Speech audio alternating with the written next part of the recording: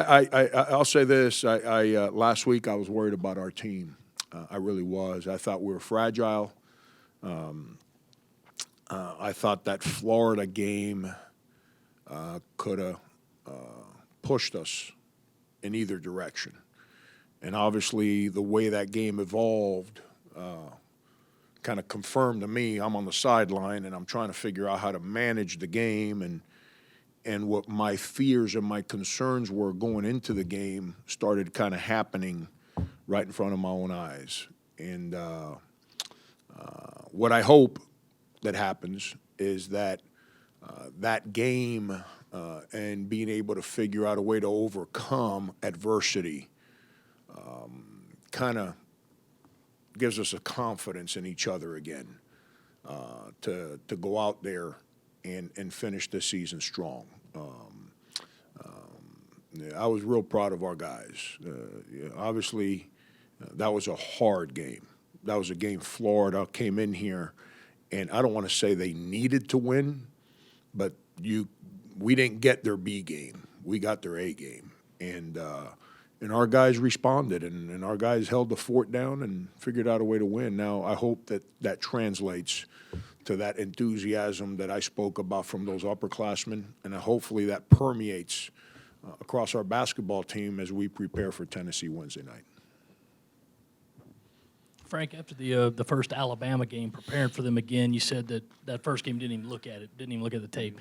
Are you taking the same approach with that first Tennessee game, or have you looked at that and found a few issues? No, completely different, because I didn't think – at Alabama, we just were bad. We just had bad practices, no interest.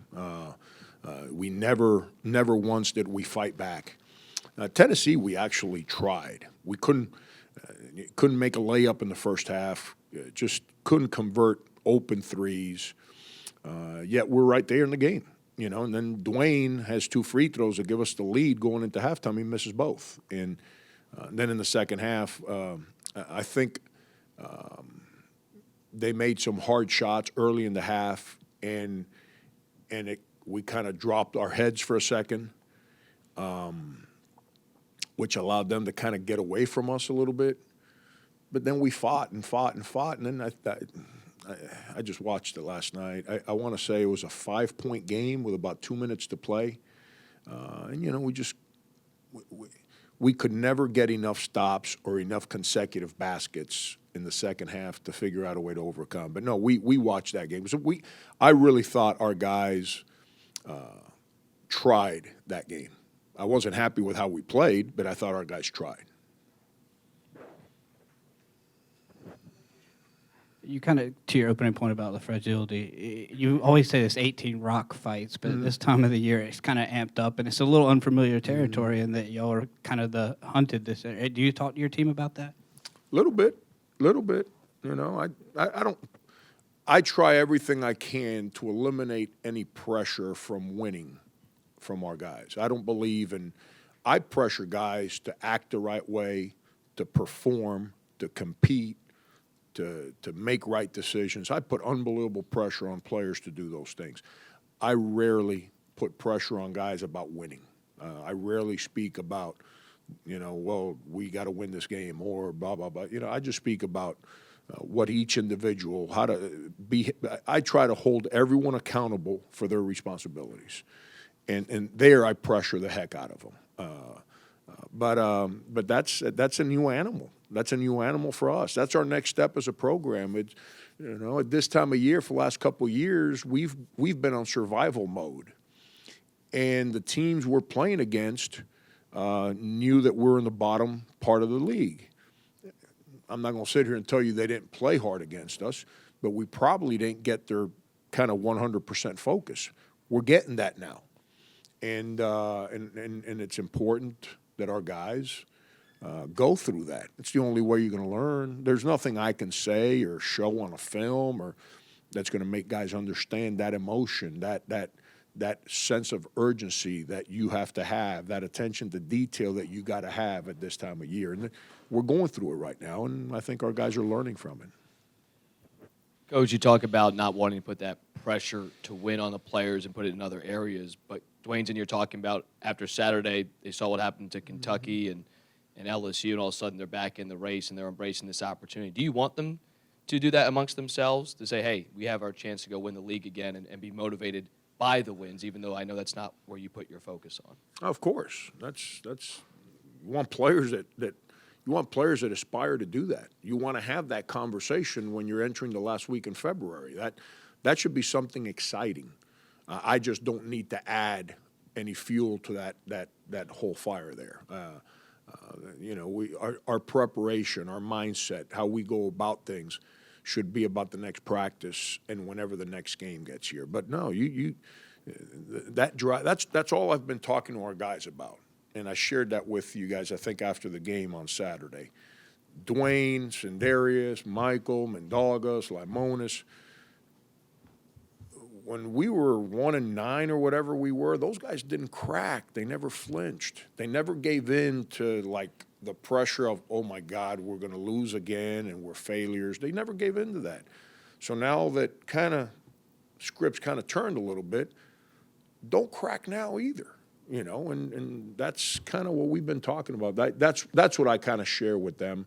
But you want guys that challenge each other in that locker room to perform better, to pay more attention, to realize that there's a lot out there that we can accomplish that's still there. Let's focus in on what we can control so we can have a chance at that. It's up in the air if Kevin Punter's going to play, and Armani Moore has really stepped up for them over the last 2 games. Can you just talk about what he does so well? Armani, he's a senior, man. He's a tough SOB. It's just, he might lead the league in charges taken. Him and Carrera are kind of one and the same. Just kind of take Carrera on their team, put Armani on our team, and they're kind of one and the same. Those two guys have had some battles against each other for the last 3 years. I remember playing at Tennessee 2 years ago, and we were fighting, and I want to say it was a 4-point game, and we're kind of a little bit of a roll. And at the shot clock, he jumps up and makes a 3 to break our backs. He just, he rebounds. He's playing the power forward spot for them. Now with Punter out, he's playing point guard for them. I got a lot of respect for Armani Moore. I think he plays as hard as anyone in this league. I think he's as competitive as anyone in this league.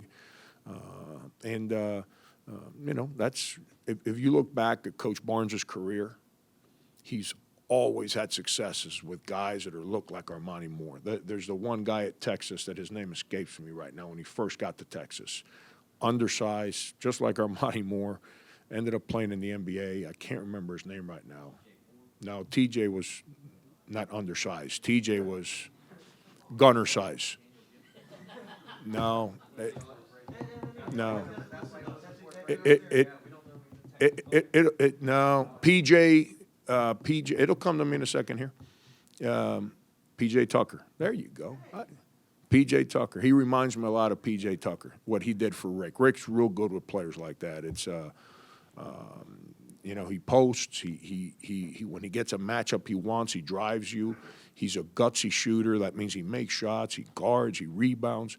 I got a lot of respect for Armani Moore. No surprise that when Punter goes down prior to the last game, that he steps up and performed the way he did.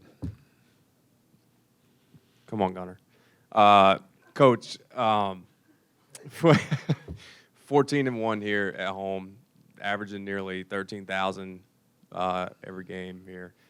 How crucial has it been for this to play in the CLA this year, knowing the struggles you guys have had at times on the road? Yeah,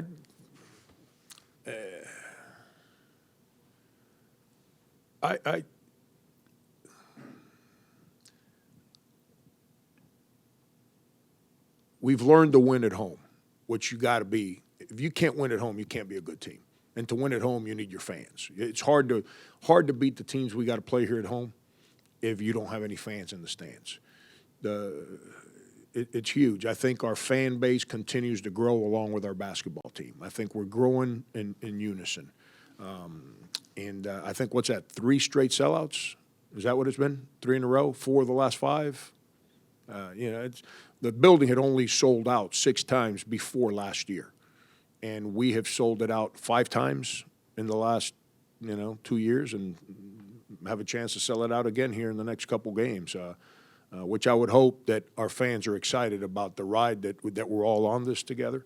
And I don't mean to kind of cut your question, but I keep hearing about our sometimes struggles on the road, and we have a winning record away from here. Anytime you have a winning record away from home, I don't consider that a struggle. It's did we lose at Missouri? Yeah, we did. But you know what? That's kind of stuff that happens in league play. It's were we happy? No. But I know this: we had a lead with 2 minutes to go. We're at Georgia. We're down 2 with 3 minutes to go. We're at Tennessee. We're down 5 with 3 minutes to go or whatever it was. The only game that has gotten away from here is Alabama, and we could have played that game at a middle school, and we would have gotten blasted. It's just we weren't good that day. But it's big part. We have a fan base that's been obvious to me since I got here that really wants basketball to be good again. They're really, really trying from day one. They were really trying to reinvest into basketball. And I think it's what happens. You can sit there and say, well, what came first, the chicken or the egg? Do you need your fans or your players? You got to grow together. You got to grow together. And it's no surprise that as our fan base has gotten more enthused, more energized, and has filled the seats, that our win totals continue to go north here at home. And you can go back to last year when we played Oklahoma State and Clemson here. I think one had 15, the other one had 14,000 for non-conference games in November, and our guys performed at a high level because they weren't used to having so many fans in the building the previous years in November. And so it's fun. It's all part of it. I hope that these last 2 home games we got, our fans continue to do what they're doing, because there's a reason we're kind of on a run here at home. It's because of them. They really, really have helped our team. Corn Blue and I love having you on the show, by the way, our sports. Who, Corn? Yeah, we love having you on our show. I'm surprised he's awake at that time. No, he's not in the morning. He's definitely asleep. That's why I'm here. You guys, have you ever been a part of a team or seen a team that is second place in a Power 5 conference with 20-plus wins that is outside of the AP top 25? Probably the answer to that is no. I don't pay attention. I really don't. We haven't done anything around here in so long. People, media folks outside of this region don't pay attention to us. So how are they going to vote for us? It is what it is. They haven't watched us. All they know is that our own media members in the SEC, picked us to finish 7th, 8th, whatever it is. So it's not a team that they sat around and said, well, we got to go watch them play. And there's a reason why we lose at Alabama, and the rhetoric, what a bad loss. Are you kidding me? And they're in the RPI until I guess they got beat this week, and in the RPI they're 30 or something like that before Saturday. But the opinion out there is that was a bad loss. We lose at Missouri, and it's like, oh, I knew they were a fraud, they're no good. But yet Penn State beat, I can't remember who it was, Iowa at home. Minnesota beats Maryland at home. And Texas Tech beats Oklahoma at home, and it's because those leagues are so good. We haven't earned the right to be ranked, because a lot of the ranking with the media is based on prior history. I was at K-State, we were preseason number 2, 3 in the country, and by the middle of December, we stunk. We were no good. But they continued to rank us. And I knew we were not good enough to be in the top 25. But we continued to be ranked because that was the opinion that we were supposed to be good. We got to earn the right to be ranked. As we finish this year, that'll help us with rankings moving forward. I'm telling you, I don't care about preseason rankings. I don't care about rankings in January. I don't care about rankings now. It helps us in recruiting to be ranked. I've said this before because you're on the highlights every night. But we're not there yet. I would rather be ranked than not, but I don't pay attention to it. Do you think it's your program, or do you think it's the SEC still not getting respect, or a combination? I said that after the LSU game. They were in first, and we were tied for second or whatever at the time. Or I don't remember what it was. I think they had 2 losses. We had 3 at the time. And, we win, and it's the first place team versus the second place team, and neither team was ranked. And I said at the time, I kind of find that kind of weird. And I posed a question that I didn't even know the answer to, and I was told that I was right. It was the only BCS league in the country where neither one of the first 2 teams were ranked. Part of the problem for that perception is like the lack of success that we've had. That dents the SEC's image. We have to do our part to improve our perception, which helps the SEC's image. But I don't know the reason. I don't know. I can tell you what coaches think. I talk to coaches. I would hope that media members would kind of, especially the ones that cover us, stop using some of those things that like our team's not as good, or as soon as we lose a game, well, they're phonies. They're not as good as they need to. I wish they'd stop that. That bothers me when the people that actually cover our team jump off the bandwagon right away rather than just kind of report the truth. Hey, man, they got beat on the road. It happens across the country. They've won 22 out of 27 games. You don't do that by mistake. They've won 9 away from home. You don't do that by mistake. Rather than that nonsense, because when our local – if the national media folks that vote don't watch our team play, then they're going to go do what most of us do, is go read so we can educate ourselves. I think I shared this with this room before. I've had a couple national people call me and say, talk to me about your team, because obviously you guys are pretty good and I've never seen you guys play. And I'm sitting there kind of laughing saying, wow, this person's going to go out there publicly and on a national level and speak about our basketball team, and they've never seen us play. And so, but that comes with credibility. That comes with us becoming a good program. That means that we're good year. So people pay attention, and then they give you respect that you've earned, not because you finally figured out a way to win 20 games or whatever it may be. We're not there yet. We got to keep getting better, and I think it's a combination of both. I think our league is underappreciated nationally, and I think we have to do our part to deserve the right to be ranked. You kind of flung open the lineup spots to competition last week. Do you continue to do that going forward? Do you try to build a little more stability now with the guys you had in there against Florida? Yeah, we're treating it, like I said last week, like the beginning of the year. Rather than look at it as we got 5 games to go. No, it's a 5-game season.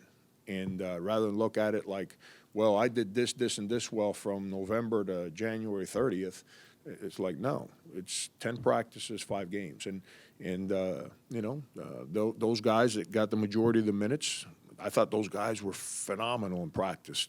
And not that they made shots and didn't make mistakes. No, just everything. Their enthusiasm, their willingness to talk and help and communicate, perform, accept coaching, everything. The whole dynamic, I thought those guys did it best. What we need to happen now is they need to continue to do that, and then we need more guys to kind of engage, and that needs to permeate around guys, which is what we had back in October. And that's, when we started the season, there was an innocence about our basketball team, about an excitement about competing and practicing, that I think the length of the season has kind of made it difficult for certain guys. And I'm just trying to get everyone in a free mind and back to the same thing. So we'll go out there today, and if one of those older guys that played a lot the other day decides that they feel like they don't have to do anything right today, then they'll get to the back of the line and someone else will get in there. Not asking from a whether you like it or not point, but it is late in the year and it is a new dynamic. How does that change as you get your team ready for a 9 o'clock game on Wednesday? Oh.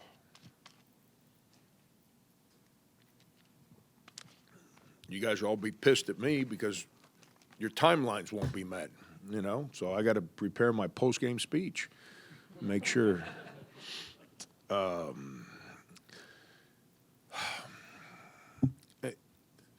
Brian, I'm not a fan of 9 o'clock starts. I don't know what to say. I'm not a fan of them. I never have been. I'm not phony about it. When I was in the other time zone, 8 p.m. starts over there, I can understand. But we lived over there, and the teams were all in that section. I've never been a fan of 9 p.m. starts.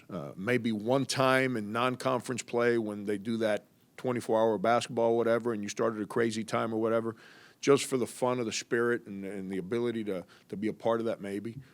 I'm not a fan of 9 p.m. starts. I don't think it's fair to our players. I don't think it's fair, more importantly, to the traveling team.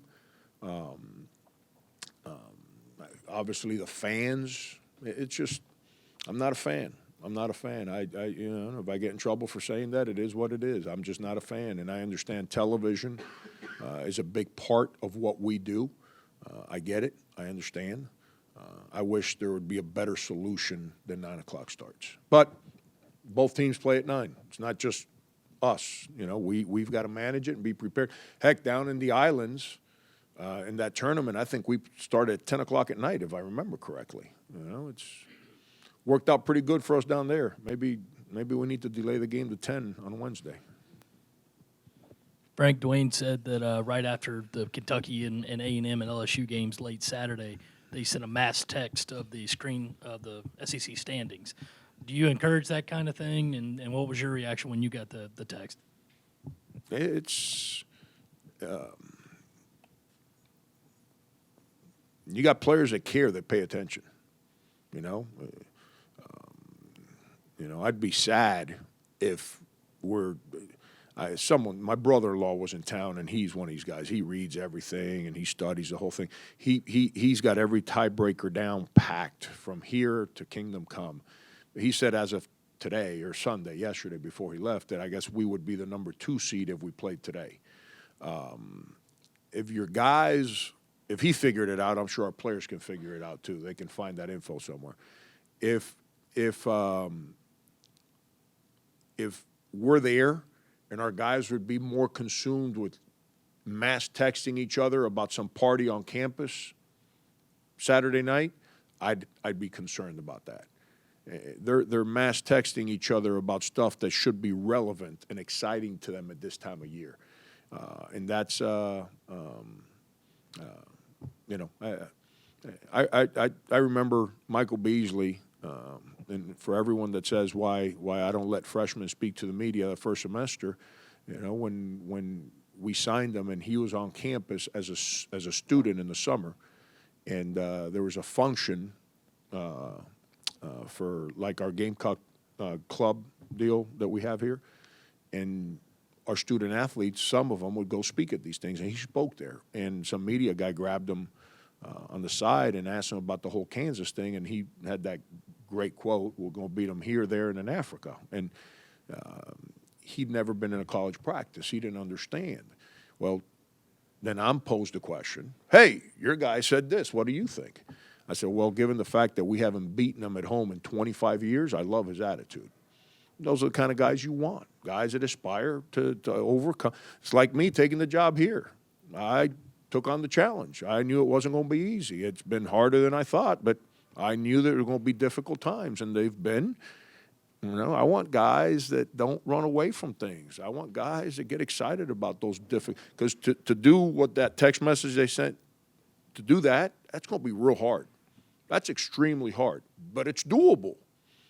We just have to do the things that we can control. And when you got guys that care about challenging each other about those things, I can tell you this, and I will share this with you. Those challenges in February are completely different than the challenges that they used to challenge each other about my first year here at the school in February. They mass text each other about doing other things, not this. So it says a lot about where our team is at from a mental standpoint.